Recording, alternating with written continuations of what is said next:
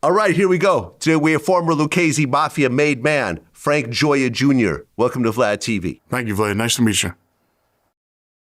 Well, you have a very interesting history, so I want to start in the very beginning. You grew up in Little Italy. That's right. So describe Little Italy in the 70s and 80s. Little Italy was an Italian-American neighborhood, one of the oldest neighborhoods in New York City of the 5 boroughs. Predominantly Roman Catholic, safe place, neighborhood. Everybody looked out for each other, very family orientated. Okay, so you're growing up in this family. Your mom is a stay-at-home wife, and your dad is doing other stuff. And eventually you find out that he's a made man with the Lucchese Mafia. At what point do you actually find that out? Well, I don't know the stuff that he ever did, but eventually, you get an idea that he was a made guy in one of the families later on in life, in teens, 17, 18 years old. Okay, and a lot of your family members from both sides actually have mafia connections. Like, for example, your great-grandfather on your mother's side was a made man with the Genovese crime family. So who are some of the other figures in your family that are associated with the mafia? Well, on both sides. My mother's side had, my grandfather was in a Genovese crime family. Her stepdad was a Lucchese crime family. I had multiple family members that were in different families throughout my life. Now, this part's a little gray area for me. You have some sort of connection to Vincent Chin Gigante?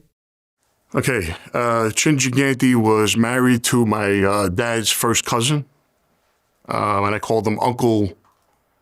I called him uncle out of respect. I also grew up with his son, very close to his son, sort of like the brother I never had.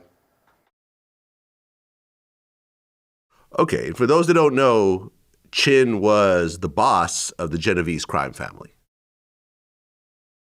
Well, I didn't know.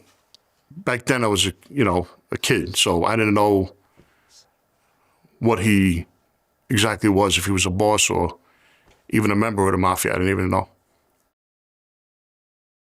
Well, he had sort of a very interesting story because at one point, the police were on him and he tried to throw him off by acting crazy. His nickname was the Odd Father or the Enigma in the bathrobe. He would walk around Manhattan with a bathrobe acting crazy, so to try to kind of avoid arrest. Did you see any of that stuff growing up? No, it's not the guy. The guy that I seen is not what the papers and the TV or what you see on the internet today depicts him of. No.